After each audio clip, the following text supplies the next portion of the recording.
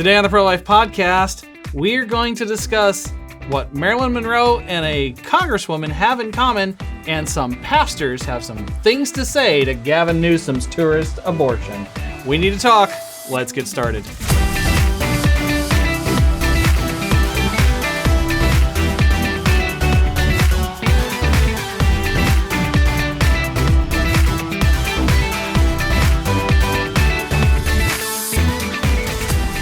Happy Tuesday, ProLife family. Pull up a chair. It's time to start the discussions today. Let's introduce the amazing people around the table. I'm going to do it a little bit differently. We realized the audio-only listeners doesn't help when I say everybody's names because you still can't match a voice with a name. So, ladies, if you will introduce yourselves. Here we go. I'm Kim Schwartz, the Media and Communication Director. Hi, I'm Veronica Arnold-Smither. I work in Education Department. And I'm Emily Cook, our General Counsel. That's just a fancy way of saying I'm our lawyer. So. Brent Klingerman, IT Director. Okay, so we started to discuss this topic week or so ago, and then went, needs a little more research, and Veronica volunteered. Yeah. There was recently a new Netflix Marilyn Monroe movie that the abortion industry got really mad about because of the depictions of forced abortion, and the fetus looked too human. Okay. So yeah. You volunteered to take one for the team and watch this thing. Boy, oh boy. So I did not know what I was getting myself into. I was just thinking this is going to be really interesting, fictional, fake biopic with an accidentally pro-life scene that everybody's talking about. It is so much more intense than that. So I want to put a disclaimer. I don't recommend anyone watch this movie unless you in the chat. It was like the note, like, OMG, this is dark. Yeah, it's really, really dark. I thought it was going to be a drama, good old-fashioned fictional drama. It is a psycho thriller. If you like psycho thrillers and you have a stomach for violence and you can appreciate the actual art of the movie and stomach the darkness, then sure, okay. But it is very dark. It is very violent. And I thought at the beginning of the movie, there's a few moments in the beginning where you think the artist or the director and writer is kind of calling out the traumas that she was inflicted and all the bad things that people did to her. But there's a switch in the movie at one point where now the director is clearly just glamorizing the harm that was done to her too. He's hypersexualizing her too. He was not just calling it out anymore. He's now the artist. I feel like the director. On. Yeah, he was really like a lot of gratuitous nudity and violence. It's just really. I was like, what a disservice to Marilyn Monroe. I mean, she was a very complex person, and it's still debated today whether or not she actually had abortions. It's speculated that it's very probable that she had abortions, but what is clear from her half biography that she wrote and then a few others that other people wrote is that she wanted to be a mom. And she had a few miscarriages and an ectopic pregnancy. And in the movie, of course, this is fictional, and he admits it's fictional. It's even based on a book that is also fictional. But in the movie, she has 3 forced abortions. And so it would be very triggering for anyone to watch this who has suffered assault. It depicts multiple assaults. It depicts multiple forced abortions. Yeah, it's really intense, really dark. Now, a lot of people are upset purely because it feels like a very disrespectful movie of Marilyn Monroe because she was a real person. Norma Jean Baker was a real person. But what's interesting just for the pro-life element of our conversation is that a lot of pro-choice or pro-abortion people and Planned Parenthood themselves are very upset for a different reason, which is weird and funny, as usual with Planned Parenthood. A lot of weird and funny. They're just crazy. They're upset that it makes abortion look bad. This movie makes abortion look bad. They went traumatic. so far. Yeah. Tragic. It makes it look too human. To call it pro-life propaganda. Yes. And then the director responded to the backlash, multiple layers of backlash, but this specific part where he's like, he says, I'm not anti-pro-choice. He never specifically says whether he's pro-life or pro-choice, but he says, I'm not anti-pro-choice. I'll take that. I'm like, well, okay, fine. Maybe you were just naively getting into this debate and didn't really know okay, what tell you're us doing. Why they're upset. Like, what does the scenes depict? What does it depict the first time she finds out she's pregnant, she's elated and nervous, but elated. And she wants to be mom, and she's very excited about it. And then she learns that her mother's mental illnesses in the movie are hereditary. And so she really freaks out. And she's also been offered a big role in a movie. And so all of these things compound. And so she goes and she wants to go get an abortion, even though she really wants to be a mom too. There's a lot of internal conflict. And then she's on the table and she changes her mind. But they don't help her. They ignore her and they force her to go through the abortion. And it's extremely traumatic. Like sticking a needle in her arm, isn't that? Yes, about that. they sedate her and they put her in twilight sleep, and which was commonly done back then. While she's saying, I've changed my mind. Yeah, I changed my mind. I want a baby. And that's not fictional. Like, we hear that. Yeah, from that kind of thing still happens today. Yeah. And what's crazy, when I was doing a little research for this, one of her co-stars, who was more famous than her in the beginning, Jane Russell, later in life talked about how she was forced to have an abortion in real life. Oh, Jane Russell was in a lot of Marilyn Monroe's movies. She was famous before Marilyn Monroe. And she, when she died, she actually donated a lot of her money to pregnancy centers and things like that. She was avidly pro-life. And so this is, of course, it's fictional about Marilyn in this instance, but it's realistic and it's probable. And just the other day, who was it? Cori Bush. Yeah, a representative congresswoman. I said that poorly. Representative Cori Bush, a congresswoman, a Democratic congresswoman, talked about how she was forced to have an abortion as a teenager and how traumatic it was for her. She was 19 years old, and she was laying on the table, changed her mind, and no one helped her. And she kept saying over and over again, I changed my mind, I want a baby. I'm not ready. Yeah. And I want to read some of these quotes from her. So she was 19 years old, and she had multiple abortions before. So this wasn't new to her. And I don't know what Cori Bush's purpose was in doing this interview and saying her story of forced abortions and experiencing racism in the abortion clinic too. But, because she still promotes abortion. And so that's why this is so surprising, because she's been victimized by this industry in multiple ways, multiple times, and still supports abortion. I'm not sure what exactly that is, but maybe there's hope that this will... Stockholm Syndrome. I have thoughts about that. Yeah.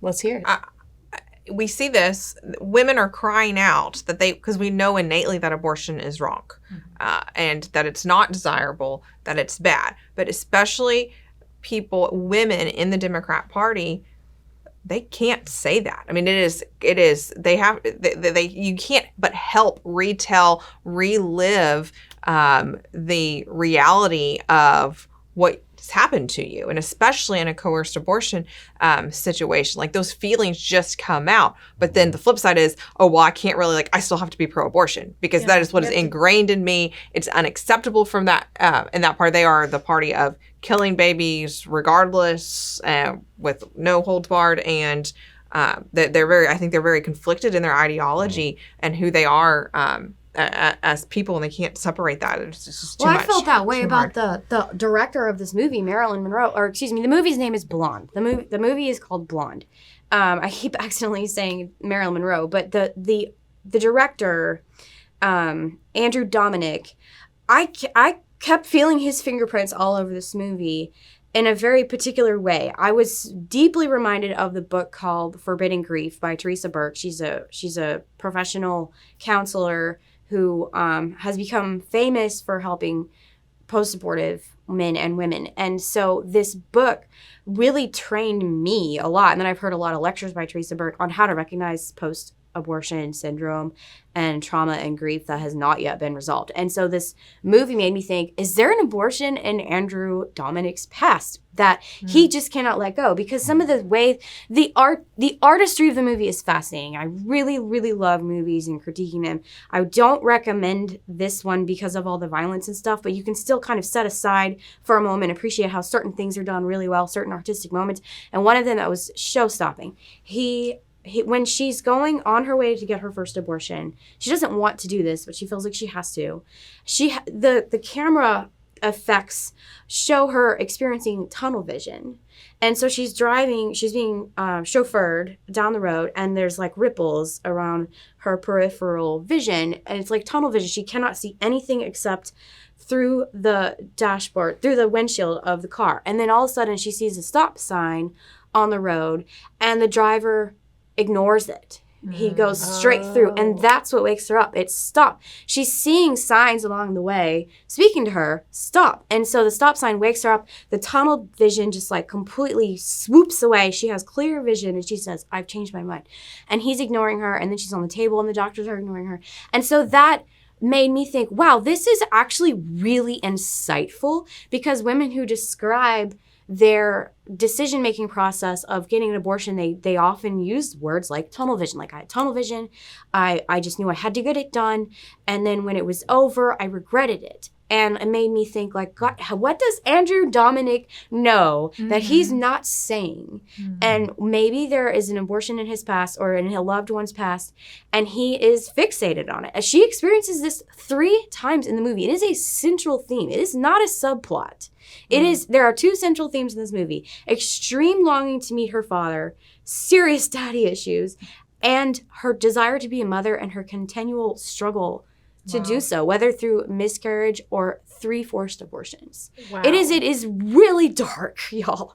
But I kept thinking, like, wow, Andrew Dominic, you got some problems too. We need to work on this. Wow. And maybe people think this is so unrealistic because they show CGI of the baby that's fully developed. It looks like a 20-week plus baby. She was only in her first trimester. It would not have been that fully formed. That's what pro-choice people are complaining about right now. They're saying this is not accurate whatsoever. It looks too human because, it's too far along. And the artist actually said, Andrew Dominic said, well, this was an artistic choice because this is what Marilyn would have been thinking at the time. She was already identifying with her baby and loved her baby. And so she was having imaginary conversations in the movie, which is probably extremely triggering for someone who has either had a miscarriage or an abortion or, especially a forced abortion. I would imagine that would be extremely triggering. And because she's talking to her baby and she knows it's murder. She keeps saying, like, I killed you, or I didn't want to kill you, or your daddy wanted to kill you too. She uses the word kill over and over again. So she knows it's very wrong. And these conversations with her baby are heartbreaking. And I'm like, okay, Andrew Dominic, have you done this too? Like, have you had these conversations with, or is this all just imaginary for you? But either way, it's extremely insightful.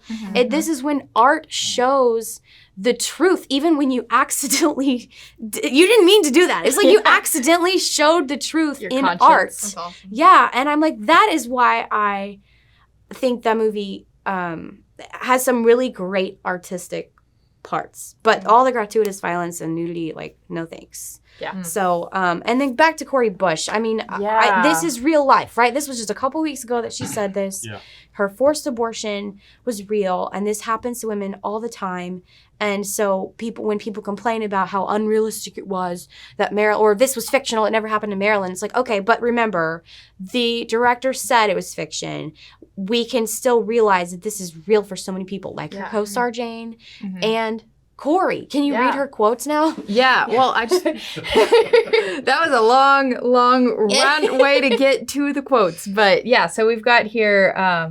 So she started off telling her story. Cori Bush, a Democrat congresswoman from Missouri, and she says to herself, like, "Okay, you've done this before, and you know the rooms, you know what it looks like." You know that you may even experience some harm or some racism in this space, and I thought I was ready. So that was another, like, shocking thing, just kind of right out the gate, is that she's admitting what we've known all along is that there is racism in the abortion industry. The abortion industry is founded on racism. Like we've talked about Margaret Sanger, the founder of Planned Parenthood. Racist eugenicist. Yes. She was associated with the KKK. She had the infamous Negro Project of trying to exterminate people who are undesirable and attributed the undesirable traits to race and like super just, as the left would say, problematic. And Planned Parenthood has denied this again, the problematic past of their founder and of their own organization. They've denied that for years and years and years. And then finally in 2020, the president of Planned Parenthood came out and says, okay, we need to reckon with our own racist past. And the entire pro-life movement was just like, finally, thank you, because they've been saying like, no, we're not racist. Margaret Sanger was a hero. And their highest award for women of great achievement in their world is the Margaret Sanger Award. And people like Hillary Clinton have gotten this award. And so now it's bad to be racist, but it's still okay to kill your baby. Right. So, like, wait a minute. Yeah, okay. So that was not enough progress. Right. I want to tell the rest of Cori Bush's story here because she, going into the appointment, she was talking about, I've had multiple abortions before. I know what to expect. I know that I even might experience some harm and some racism here. But then talking about her actual story of the forced abortion is going to take a little bit longer, and I don't think we have quite enough time before the break. So let's take a break real quick, and we'll come back. We'll finish the story, and we also want to talk about some pastors who have some things to say about some billboards. So all of that information after this. Come to our annual Celebration of Life Gala in Houston and celebrate the end of Roe v. Wade. Join us on Saturday, October 29th. We are so excited to announce our keynote speaker, former White House Press Secretary Kayleigh McEnany, will be giving an amazing speech. Our battle has only just begun now that Roe has been reversed, and the pro-life movement needs you more than ever in this current era. Seats are filling fast, so follow the link in the description below to secure your tickets, and I hope to see you there Saturday, October 29th. Save the date for Boots on the Ground. It's an awesome pro-life conference coming up January 28th and 29th. Come to Austin, Texas with us to march to the Capitol, to celebrate the end of Roe v. Wade, to commemorate Roe v. Wade, and to learn from expert pro-life speakers on how to keep Texas pro-life forever. Come to Austin with us and hear from Ryan Baumberger, our keynote speaker who shares his personal story, and so much more. Book your tickets today, bootsonthegroundtx.com. See you in January. Welcome back, friends. So we have a story we wanted to finish, but you had a promo information. I do. One of our events right now, that's the Celebration of Life in Houston, is coming up very soon, but right now there's a promotion going on. Yeah, so Kayleigh McEnany is our keynote speaker. You heard in the ad just now, and we're doing a promotion just this week.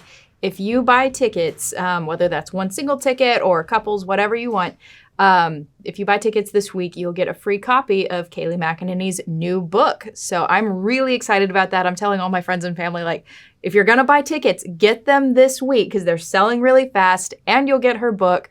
So you want to make sure you jump on that. You can click the link in the description here and we'll get some tickets. Space is limited. There does come a point where there's no more seats in the room. So get your tickets as soon as you can. Yeah. Okay. Back to this story. Cori Bush. Yeah, Cori Bush. So she's talking about how she's had abortions before. She thought she knew what to expect. On the way there, so she says further, I lay there and I started to think, well, I didn't tell the father that this was about to happen. I just felt like I needed more time. So I just said, no, you know what? I'm not ready. And she told the nurse, I'm not ready.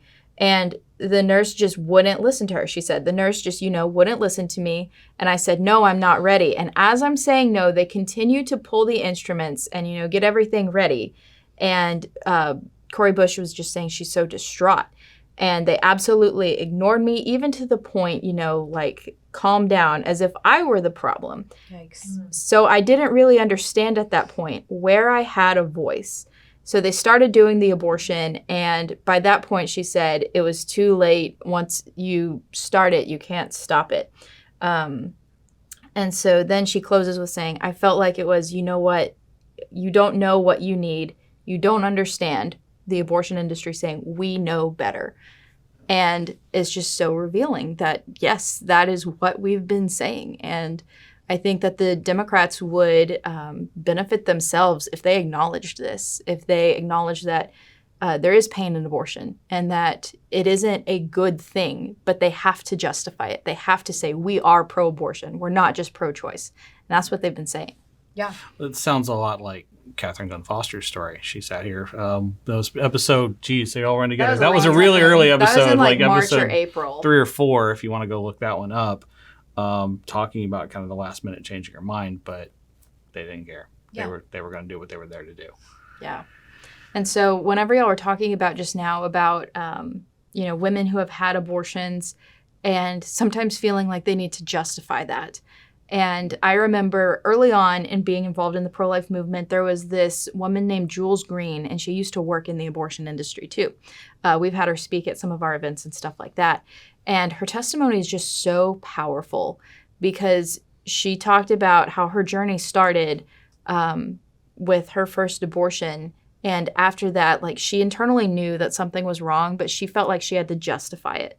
And so that's why she then turned to working for the abortion industry, because she was like, I need to prove to myself that I am helping women and that what I did was a good thing. And so I think that underneath, whether this is what's happening to Cori Bush or not and why she still supports abortion, is still trying to prove to herself that what I did wasn't wrong. Like, I had to do this or something. Yeah. And anytime, Well, it fits exactly with what Planned Parenthood counselors are telling them in their pre-abortion appointments. They're telling them, like, that you're being so brave. This is the right thing, and you're going to feel so much better after this. And so it's all, they're denying all the actual trauma that's about to take place.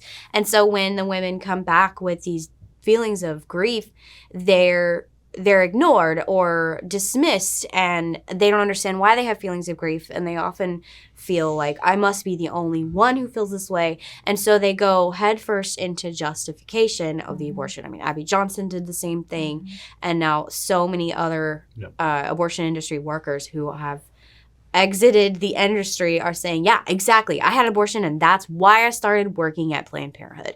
And this book, Forbidden Grief by Teresa Burke, if you ever want to learn more about what women experience and why they justify what they did, it's really, really great for that. But it is also really dark.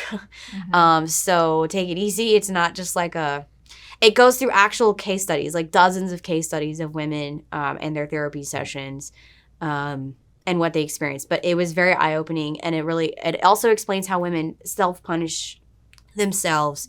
And that's one of the things that, going back to the movie Blonde, the director, Andrew Dominic, really made it look like she was self-destructive and punishing herself. And then in an interview later on, he talks about how this was his punishment fantasy of Marilyn Monroe. So he makes himself out to be a real creep. But it's very fitting when you go back to the book Forbidden Grief and all the post-abortion traumatic syndrome of the self-punishment involved when you know that either you chose in the first place to do something wrong, or you chose all the way through to do something wrong, or you changed your mind halfway. There's always going to be associations of guilt. And I felt that deeply throughout this movie. It's like this whole movie was a guilt trip. Yeah. And it was heartbreaking. And it just makes me want to give everybody involved a hug. Yeah. It's like, you're going to be okay. Go back to church. You're going to be fine. Like, oh my gosh, it was horrible. So I think all of this is just really a wake-up call, especially whenever I'm thinking about Cori Bush's stories. You don't know if the person you're talking to about abortion has had an abortion in their past, and you have to be mindful of that, because even the most vocal abortion supporters could be doing that in order to try to justify what they've done in the past, and just letting them know that there is healing after that, and the only answer really is Jesus Christ. Like, that's all we can do whenever you've done something, and all of us have had past. None of us deserve the mercy of God, and yet it's still there, and yet he's still there reaching out to us. So we have to just make sure that people know that nobody is beyond the cross. And a lot of people, especially in this movement, think like, well, I haven't I've just gone too far. I can't be redeemed. Like, Jesus can't heal me. Yeah. And that's not true. Oh my gosh, I saw this I keep thinking, you go first, Emily, you go first. Well, the stat is old. I just remember it when I, first involved in pro-life ministry, which is, 10, 12 years ago. But 1 in 4 American women have had an abortion. And so I always try to keep that in mind when I'm speaking to groups, whether it's at a church, or at a Republican club, or anywhere, because, again, and then something like maybe 70% self-identify as Christians. So you've got to be very... that's a failure of our churches to teach biblical truths. But that aside, when we're speaking as pro-lifers to groups, to be speaking in love, and to always try to put that piece of, make sure to include that piece of grace and forgiveness into how you're trying to minister to these fellow pro-lifers. I feel like you guys are setting me up in this transition to churches spreading a pro-life message. We just love the Lord. So, but in addressing the comment about people feeling like they've gone too far, if we look at our own New Testament and its primary writer, the Apostle Paul, who was knocked off his horse and blind by an encounter with Jesus, while he was actively looking for more Christians to murder. So if you feel like you've gone too far, I'm going to bet you haven't gone as far as that guy. Yep. So the Osama bin Laden of his time has an encounter with Jesus and then writes 2/3 of the New Testament. Yeah, it's a pretty major transformation. There's that. Yeah. Okay. This other topic we wanted to discuss. Recently, we've talked about in the articles and things about tourist abortion and California's advertisement. Come to California, need an abortion? California is ready to help. And these billboard campaigns. Well, some pastors recently, John MacArthur posted an open letter on the church website to Governor Newsom. And then even more recently, Steve Riggle here in our own city of Houston has started a out-of-state billboard campaign to respond to Governor Newsom's That's bold. Abortion tourism. Yeah, that's awesome, because you have people like Gavin Newsom trying to use the Bible against us. And I always remember James Stewart talk from Boots on the Ground talking about how if we don't know our Bibles, it's going to be used against us. Like, that's what Gavin Newsom is trying to do with these billboards, saying like, yes, abortion is care for your neighbor. If you love your neighbor, you'll let him have an abortion. Yikes. No. What's on the church billboards then? The church billboards. Let me pull up the one church billboard. This article only has like one picture of a church billboard. It's like a picture of a baby. Do I matter? God says yes. Abortion says no. Your vote says what you say. Yeah, that's powerful. Vote for me. Vote for life. And awesome. he spoke from the pulpit about how your vote matters. Votes have consequences. That's so great. It's great. Election season is upon us. Go vote. Yeah. Cruel. I was going to say that's so brave and great. It came out grave. It's really brave when a pastor says how important it is to vote and to vote pro-life and all that, because a lot of them are afraid that they're not allowed to do so or that they'll lose their 501c3 status. It's not true. They're protected. He's not saying who by name to vote for. He's saying well, you don't have to. Vote just biblical vote pro-life. values. Yes. Yeah, like don't vote Democrat just because of tradition. Don't even vote Republican just because of tradition. Because what if in another few years the Republican Party sells out? Right now, the only real vehicle for pro-life policy is the Republican Party. But don't vote just because of tradition. Vote because of what Christ wants us to do. Vote because of your conscience. Vote because of your values.